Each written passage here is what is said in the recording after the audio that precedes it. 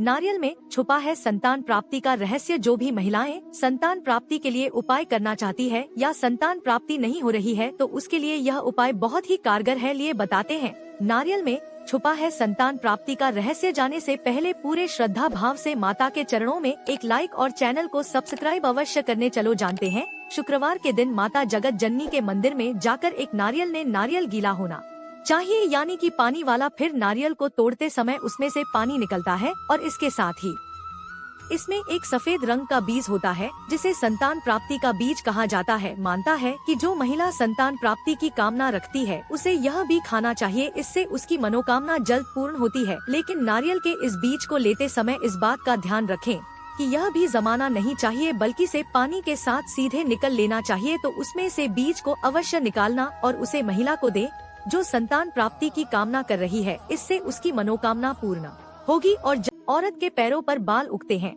उनका चरित्र कैसा होता है, आइए जानते हैं।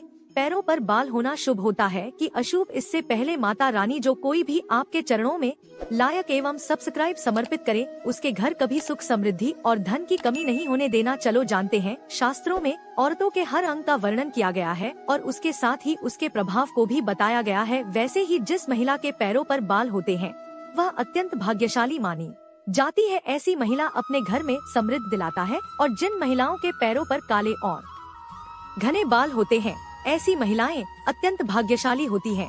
उनका दाम्पत्य जीवन बहुत ही सुखमय और खुशनुमा बीतता है।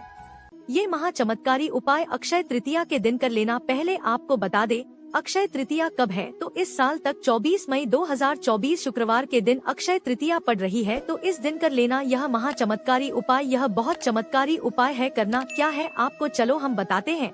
अक्षय तृतीया के एक दिन पहले कहीं से भी घोड़े की नाल लाए, फिर उसे उसी दिन कर सरसों दूध और गंगाजल में डूबा कर रख दे। इसके बाद अक्षय तृतीया की रात में या किसी भी शनिवार के दिन इसे अपने मुख्य दरवाजे पर काट दे या जहां आपकी दुकान या व्यापार हो उसे जगह के मुख या दरवाजे पर इस जमीन में गड़ दे।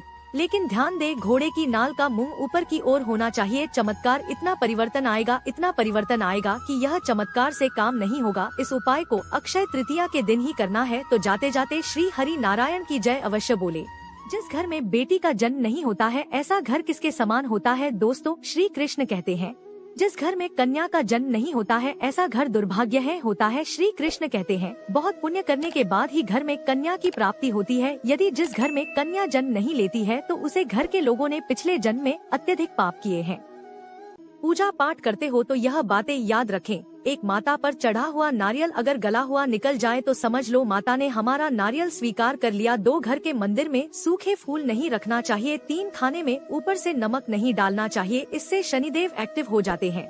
सर शनिवार और अमावस्या को घर की सफाई जरूर करनी चाहिए, इससे दरिद्रता चली जाती है। 5 आता गुनते समय उसमें थोड़ा सा नमक जरूर डालना चाहिए। 6 रात में सोने से पहले अपने पैरों को साफ करें, इससे बुरे सपने नहीं आएंगे।क्षा गुरुवार के दिन जरूर करें यह 2 चमत्कारी उपाय। अगर आप गुरुवार के दिन यह 2 चमत्कारी उपाय कर लेते हैं तो आपके जीवन से समस्त दुखों का अंत हो जाएगा। करना क्या है आपको, चलो हम बताते हैं।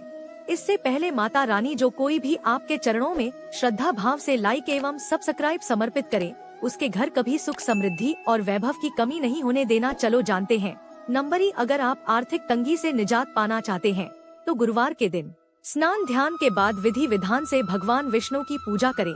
इस समय 7 तुलसी दल हाथ में लेकर ओम नमो भगवते वासुदेवाय नमः मंत्र जाप कर भगवान विष्णु को अर्पित कर दे। भगवान विष्णु को तुलसी अति प्रिय है। तुलसी माँ की पूजा करने से भगवान विष्णु शीघ्र प्रसन्न होते हैं। उनकी कृपा से सड़क को सभी प्रकार की परेशानियों से मुक्ति मिलती है। नंबर 2, धन प्राप्ति के लिए कच्चे दूध में गंगाजल मिलकर तुलसी माता को और इस समय तुलसी माता की परिक्रमा करें। वही संध्या काल में तुलसी माता को शुद्ध घी के दिए जलाकर आरती